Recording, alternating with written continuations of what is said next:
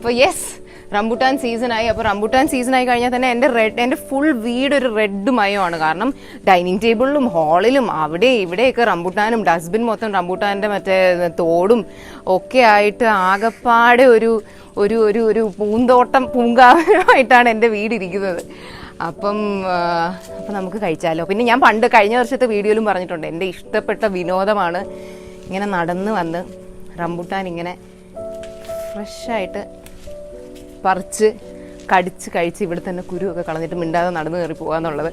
അപ്പോൾ നമ്മൾ ശരിക്കും കുഞ്ഞായിരുന്നപ്പോൾ ഒക്കെ റംബുട്ടാൻ സീസൺ ആകുമ്പോൾ അമ്മ ഇങ്ങനെ മേടിക്കും, റംബുട്ടാൻ ഒത്തിരി വീട്ടിൽ മേടിക്കും. പക്ഷെ അപ്പോഴൊന്നും ശരിക്കും കൊതി തീരെ കഴിക്കാൻ പറ്റിയിട്ടില്ല. കാരണം നിങ്ങൾക്ക് എല്ലാവർക്കും അറിയാവുന്നതുപോലെ എൻ്റെ വീട് നിറച്ച ആളുകളാണ്.